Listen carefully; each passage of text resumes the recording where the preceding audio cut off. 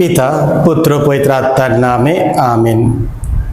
খ্রিস্টধর্ম পরম প্রিয়জনেরা, আজ অগস্ট মাসের 6 তারিখ মঙ্গলবার, আর আজকে খ্রিস্টমণ্ডলী প্রভু যিশুর দিব্য রূপান্তর পার্বণ পালন করছে। আজকে প্রভু যিশুর এই পার্বণে আমাদের পবিত্র মঙ্গল সমাচার নেওয়া হয়েছে লূক রচিত মঙ্গল সমাচার থেকে 9 অধ্যায় 28 থেকে 36 পদ। এই কথা বলার 7-8 দিন পরে যিশু পিতর, যোহন আর যাকবকে সঙ্গে নিয়ে প্রার্থনা করার জন্য কাছের পাহাড়টিতে গিয়ে উঠলেন। তিনি প্রার্থনা করছেন, এমন সময় তার মুখের চেহারা হঠাৎ কেমন যেন পাল্টে গেল। তার পোশাকটিও বিদ্যুতের মতো শুভ্র উজ্জ্বল হয়ে উঠল।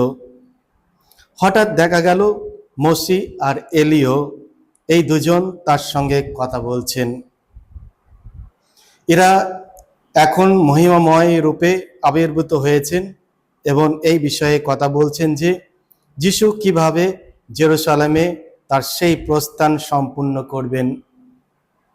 পিতর ও তার সঙ্গীরা মাঝখানে তখন গভীর ঘুমে আচ্ছন্ন হয়ে পড়েছিলেন।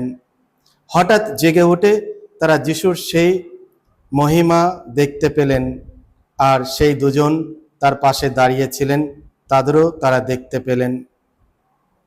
সেই দুজন যখন যিশুর কাছ থেকে চলে যাচ্ছেন, তখন পিতর যিশুকে বলে উঠলেন, গুরুদেব, ভালোই হয়েছে আমরা এখানে আছি। আমরা ডালপালা দিয়ে তৈরি 3টি তাঁবুর ব্যবস্থা করব, আপনার জন্য একটি, মোশির জন্য একটি, আর এলির জন্য একটি। তখন পিতর কি যে বলছেন তা তিনি নিজেই বুঝতে পারছিলেন না। তিনি যখন এই কথা বলছিলেন, সে সময় একটি মেঘ এসে তাদের ঢেকে ফেলল।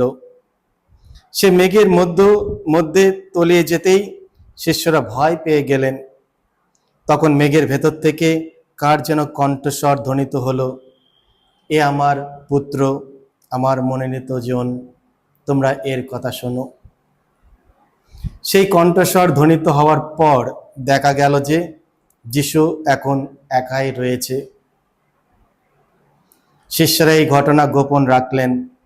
যা কিছু তারা দেখেছিলেন সেই বিষয়ে তারা কাউকে তখন কিছুই জানালেন না। এই হলো প্রভু যিশুর মঙ্গল সমাচার। প্রভু যিশু, তোমার মহিমা প্রচারিত হোক। খ্রিস্টধর্ম পরম প্রিয়জনেরা, আজকে যখন মণ্ডলী প্রভু যিশুর দিব্য রূপান্তর পার্বণ পালন করছে, আজকে মঙ্গল সমাচারে আমরা দেখতে পাই যে যিশু প্রার্থনা করার জন্য তিনি সেই তাবর পাহাড়ে পিতর, যাকব আর যোহনকে সঙ্গে নিয়ে গেলেন এবং হঠাৎ একটা ঘটনা সেখানে ঘটল। আর সম্পূর্ণ ঘটনা ঘটেছিল প্রার্থনার সময়। যিশু যখন প্রার্থনা করছেন, বাদবাকি শিষ্যরা প্রার্থনা করতে করতে ঘুমিয়ে গেছে, আর সেই প্রার্থনার সময় হঠাৎ প্রভু যিশুর দিব্য রূপান্তর হলো। আমরা মঙ্গল সমাচারে দেখলাম যে যিশুর সঙ্গে দুজনকে দেখা গেল, মোশি আর এলিও। এই ঘটনায় দুটো জিনিস আমরা দেখতে পাই, দুটো পরিবর্তন আমরা শুনতে পাই।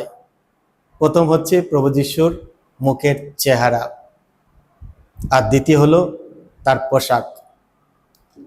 আমরা শুনলাম এমন সময় তার মুখের চেহারা হঠাৎ কেমন যেন পাল্টে গেল। তার পোশাকটিও বিদ্যুতের মতো শুভ্র উজ্জ্বল হয়ে উঠল। কিছু আমার পরম প্রিয়জনেরা, আমরা এমন একটা সমাজে বাস করছি যেখানে আমরা সবসময় আমাদের বাহ্যিক চেহারাটার দিকে আমরা বেশি গুরুত্ব দিই। নানা ধরনের কসমেটিক, নিজের মুখের চেহারাটা পাল্টানোর জন্য বিভিন্ন ধরনের ফ্যাশনেবল ড্রেস আমরা ক্রয় করি, যাতে আমরা সত্যি একটা ভালোভাবে মানুষের সামনে নিজেকে উপস্থাপনা করতে পারি। আর এটা সবাই চায় না, মানুষের প্রশংসা পাওয়ার জন্য, মানুষের নজর পাওয়ার জন্য এবং মানুষকে ইমপ্রেস করার জন্য। প্রভু যীশু আজকে তার এই দিব্য রূপান্তরের মাধ্যমে তিনি আমাদের একটা জিনিস বলতে চান যে আমরা যতটা সময় নষ্ট করি, আর অবশ্যই এটা দরকার না, নিজের দেহের যত্ন নেওয়া অবশ্যই দরকার, সবসময় পরিষ্কার পরিচ্ছন্ন থাকা অবশ্যই করণীয়, কিন্তু আমাদের যেটা আসল রূপান্তর দরকার তার জন্য আমি কতটা সময় ব্যয় করছি, বিশেষ করে আমাদের ভেতরে আমাদের আত্মার রূপান্তর। আমরা অনেক টাকা ব্যয় করি কসমেটিক কেনার জন্য, বিভিন্ন ধরনের জিনিস কেনার জন্য, কিন্তু আমি কতটা সময় ব্যয় করি নিজের আত্মার জন্য, নিজের আত্মাটাকে পরিষ্কার করার জন্য। আর তার জন্য প্রভু যীশু আমাদের সেই আমন্ত্রণ জানাচ্ছে সবাইকে যে আমরা নিজেদের পরিবর্তন আনার চেষ্টা করি, প্রার্থনার মধ্য দিয়ে, নিজের চরিত্র গঠনের মধ্য দিয়ে, কথাবার্তার মধ্য দিয়ে আমরা যেন একটা নতুন মনোভাব আমরা যেন তৈরি করতে পারি। কৃষ্ণার পরম প্রিয়জনেরা, আমাদের মধ্যে অনেকজন রয়েছে যারা হয়তো বারবি পুতুলের মতো আমরা নিজেকে সাজাচ্ছি, কিন্তু আমাদের জীবন না হ্যালো উমেনের মতো করে দিচ্ছি। কয়েক সময় আমরা হয়তো প্রিটেন্ড করছি যে আমরা সাধু আঞ্চনি পবিত্র জীবনযাপন করার চেষ্টা করছি, মানুষকে দেখাচ্ছি, ইমপ্রেস করছি, কিন্তু আমাদের অন্তরে আমরা সেই জুদাসের মতন।